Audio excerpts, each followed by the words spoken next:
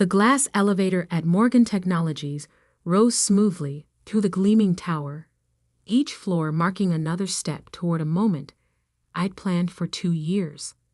I adjusted my simple gray blazer, purchased from a department store, nothing like the designer suits surrounding me in this corporate cathedral of steel and glass. Going up, a man in an impeccable navy suit stepped in, barely glancing at me. I nodded, letting him assume I was just another low-level employee. If he only knew. My phone buzzed, another text from Marcus, my brother. "Where are you? Remember what we discussed. Stay in the back. Don't draw attention. This is my night." I didn't respond. Instead, I watched the floor numbers climb. 38, 39, 40. The top floor boardroom awaited, where Morgan Technologies would be announcing their new senior vice president of operations. My brother Marcus, the golden child, was about to receive the promotion he'd been bragging about for weeks. Growing up, Marcus had always been our parents' pride and joy. While I'd buried myself in business books and studied late into the night, he charmed his way through life with an easy smile and calculated charisma. "Why can't you be more like your brother?" became the soundtrack of my childhood. When I got accepted to business school, Marcus told everyone I was hiding in academia, while he was making real moves in the corporate world. When I completed my MBA, he dismissed it as just paper compared to his real-world experience. The elevator dinged at the 45th floor. As I stepped out, memories of last month's family dinner surfaced. Sarah's still playing at being a professor, Marcus had announced, cutting into his steak. While I'm about to become the youngest SVP in Morgan Technologies history. Mom beamed at him. "We're so proud of you, sweetheart." Some people, she glanced my way, just aren't cut out for the corporate world. Dad nodded sagely. Academic life suits Sarah. Safe, predictable. Not everyone can handle the pressure of real business. I'd said nothing, just smiled and ate my dinner. Let them think what they wanted. They had no idea that while I was hiding in academia, I'd been building something much bigger. Now, walking through the sleek hallways of Morgan Technologies, I felt the weight of the documents in my briefcase. 2 years of careful planning, strategic investments, and quiet negotiations had led to this moment. The boardroom doors loomed ahead. Through the glass, I could see Marcus holding court, his perfectly tailored suit and practiced smile radiating confidence. Our parents sat in the front row, practically glowing with pride. Marcus spotted me and frowned, quickly making his way over. "I told you to stay in the back," he hissed. "This is my moment. Don't embarrass me by trying to network or whatever you're planning." "Don't worry," I said quietly. "I'm not here to steal your spotlight." He eyed my simple outfit with disdain. "Good. Just try to look professional at least, and don't mention we're related." As he walked away, I checked my watch. Right on schedule, Miranda Chen, the CEO of Morgan Technologies, would be arriving to make the announcement.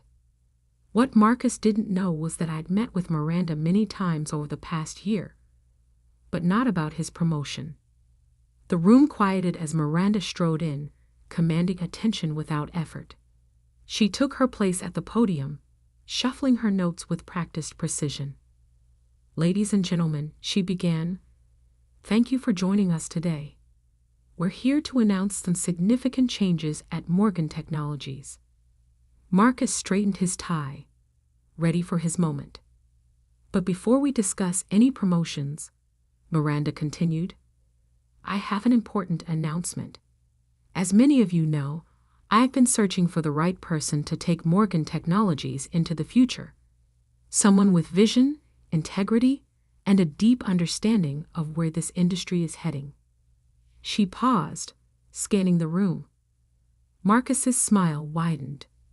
That search led me to someone who impressed me not just with their business acumen, but with their innovative approach to technology and leadership.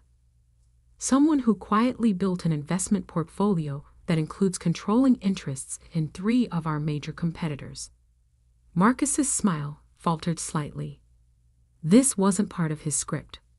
Over the past year, this person has been systematically acquiring shares in Morgan Technologies through various investment vehicles. As of this morning, they've succeeded in purchasing a controlling interest in our company. The room broke into confused murmurs. Marcus's face had gone pale.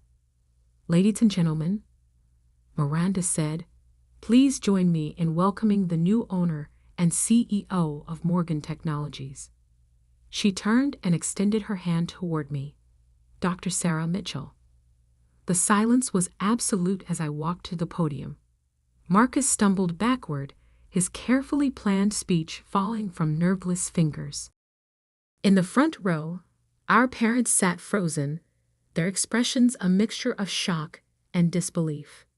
"Thank you, Miranda," I said, taking my place at the podium. The documents in my briefcase would wait. Right now, I had a company to address, and a lifetime of underestimation to correct. The boardroom remained frozen in shocked silence as I stood at the podium. Miranda Chen stepped aside, a slight smile playing at her lips. She had kept our secret well, understanding exactly why this moment needed to happen exactly this way. "Before we continue," I said, my voice steady, "I believe congratulations are in order. Marcus, would you join me up here?" My brother's face had turned an interesting shade of gray. He stood rooted to his spot, designer suit suddenly seeming too tight at the collar. Our parents remained motionless in their front row seats, Mother's perfectly manicured hands gripping her purse so tightly our knuckles had gone white. "Marcus," I repeated, letting authority fill my voice. "Please." He moved woodenly toward the podium, each step looking like it physically pained him. The whispers had started now, rippling through the crowd as people connected the dots between our shared last name. "As you all know," I continued, "Marcus was to be announced as your new Senior Vice President of Operations today." I paused, letting the tension build. That announcement will still be going forward, though with some adjustments. Marcus's head snapped up, hope and confusion warring on his face.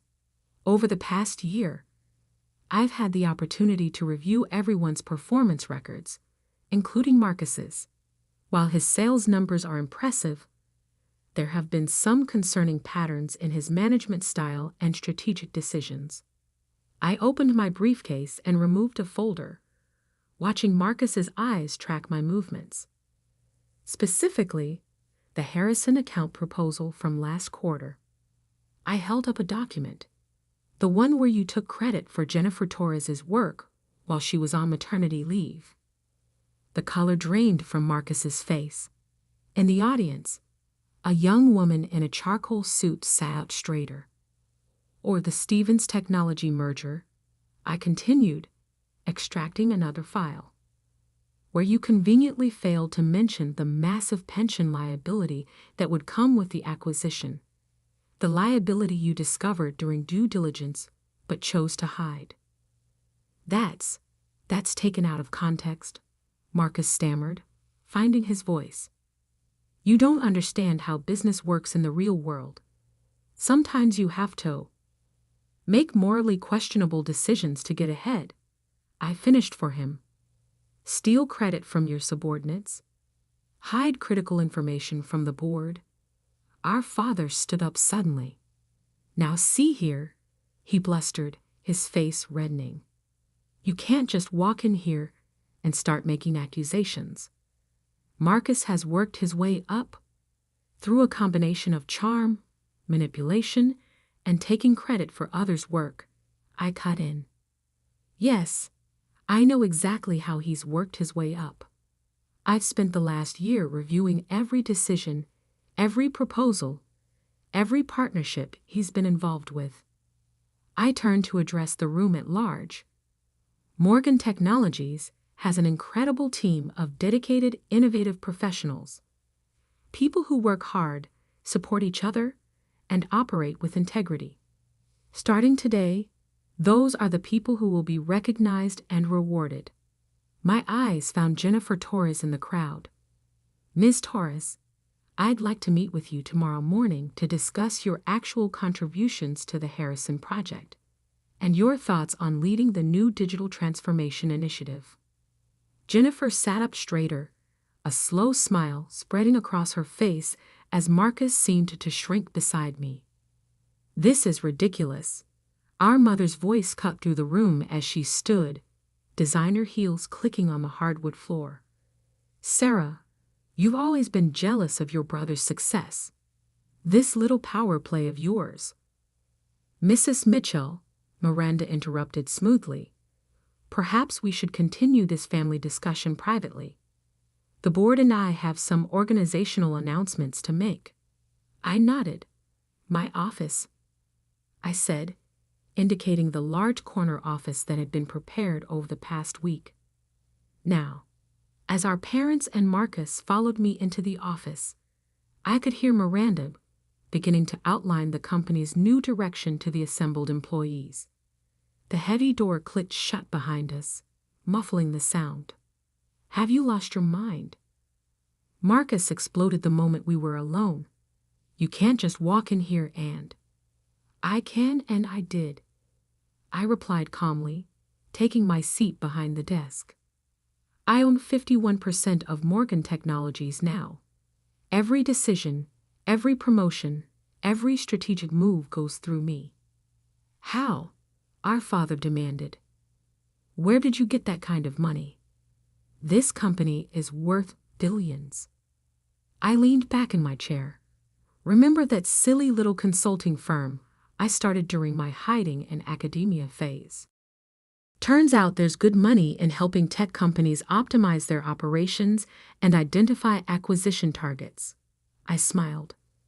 Very good money, when you do it right. But you live in that tiny apartment, our mother protested. You drive a used car. You shop at department stores. Because I was investing everything into building something bigger, I opened my laptop. Now let's discuss Marcus's new position. New position? Marcus sputtered. I'm supposed to be senior vice president. You were, I agreed. But given the pattern of ethical violations I've uncovered, that's no longer appropriate. I pulled up a document on my screen. Instead, you'll be taking a lateral move to our new Minneapolis office as a regional sales manager. The blood drained from Marcus's face. Minneapolis? Sales manager? You can't do this to me. Minneapolis is lovely this time of year, I said mildly. Though I hear the winters are quite cold, you might want to invest in a good coat. Department stores have some excellent options. Our father slammed his hand on my desk. This is outrageous. We'll fight this. The board won't stand for. The board, I cut in, has already approved all personnel changes. They've known about this transition for weeks. Only the three of you were kept in the dark. I stood up, straightening my simple blazer. You have until the end of the day to clear out your office, Marcus. Your flight to Minneapolis leaves tomorrow morning. First class, of course. I'm not completely heartless. And if I refuse? Marcus challenged, though his voice shook slightly. Then you can explain to potential employers why you were terminated for ethical violations. Your choice. I checked my watch. Now, if you'll excuse me, I have a company to run. As they filed out of my office, shoulders slumped in defeat, I caught a glimpse of my reflection in the window. The simple gray blazer didn't look so plain anymore. It looked exactly like what it was, the outfit of someone who had worked for everything she had, who had earned every step up the ladder. But my day wasn't done yet. Not even close. Because what my family didn't know was that Morgan Technologies was just the beginning. The real changes, the ones that would reshape not just our family dynamic, but the entire industry, were still to come. I picked up my phone and dialed a familiar number. "Everything's in place," I said when the line connected. Time for Phase 2. 3 months after taking control of Morgan Technologies, I sat in my office reviewing quarterly reports.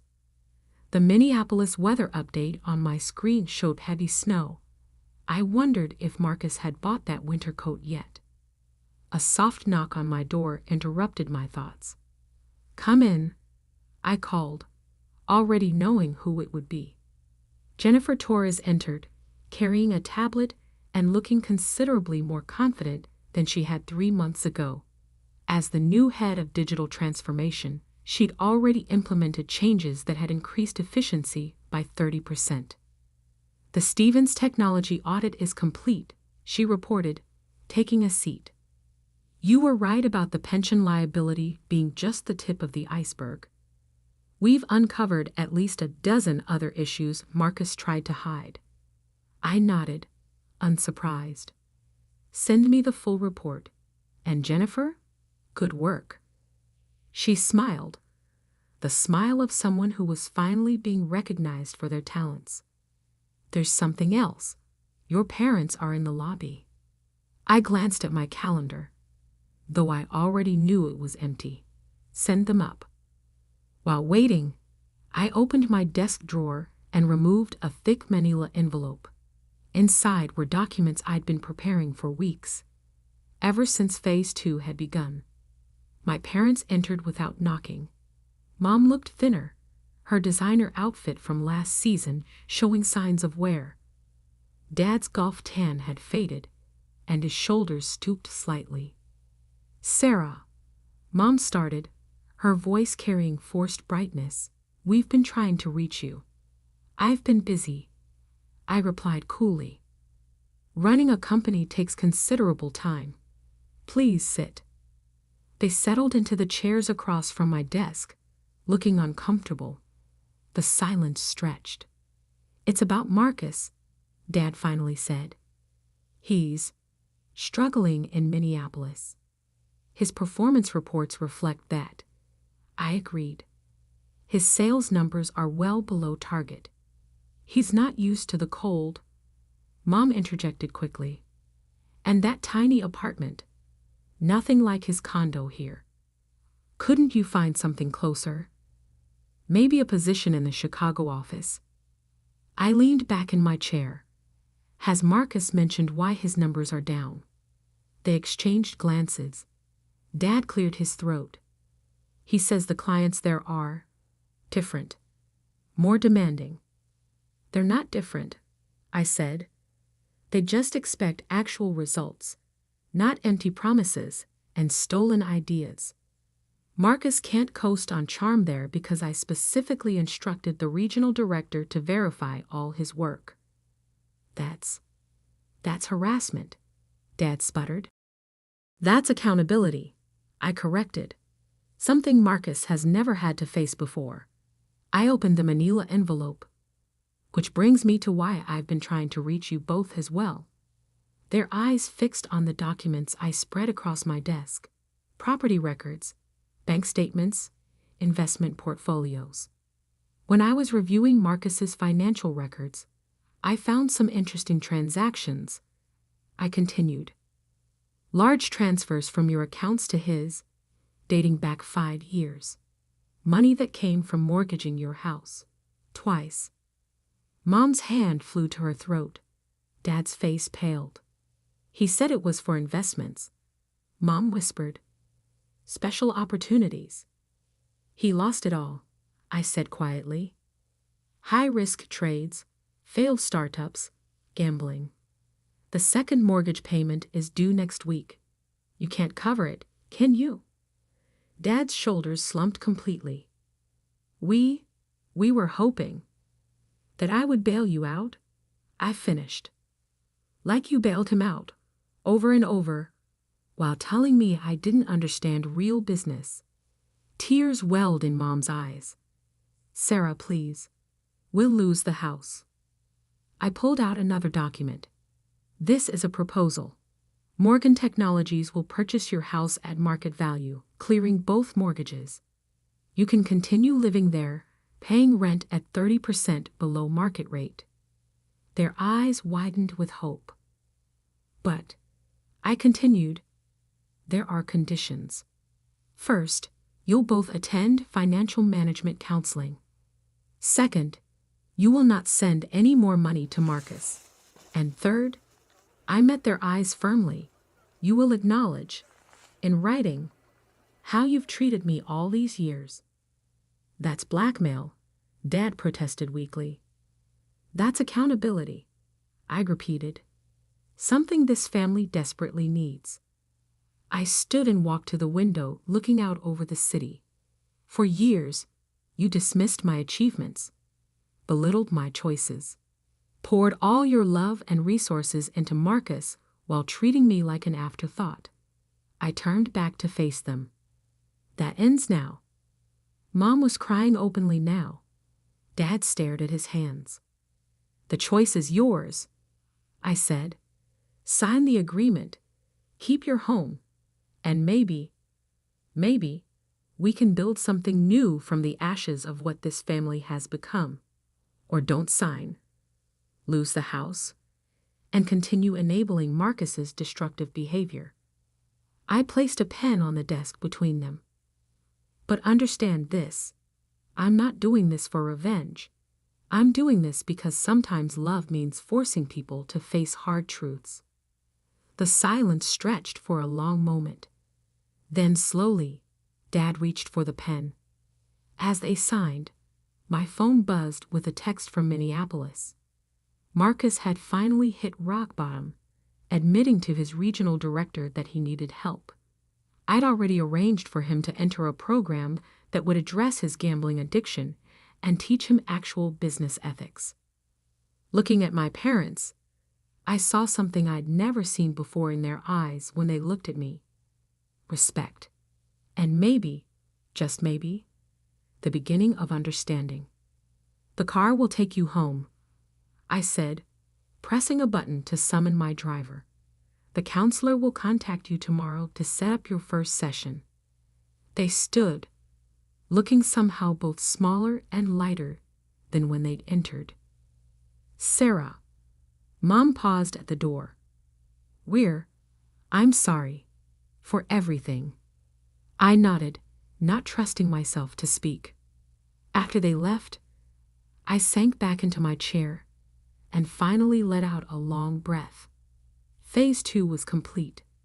The family that had dismissed me for so long was finally seeing me clearly, not just as a successful businesswoman, but as someone strong enough to help them face their own failures. Jennifer knocked again, entering with a fresh stack of reports. The board meeting starts in 10 minutes. They're eager to hear about the new expansion plans. I smiled, gathering my materials. Time to focus on the future, not just of Morgan Technologies, but of all the people who worked here. People like Jennifer, who deserved their chance to shine. As I walked into the boardroom, I caught my reflection in the window. The simple gray blazer was gone, replaced by one I'd chosen for myself.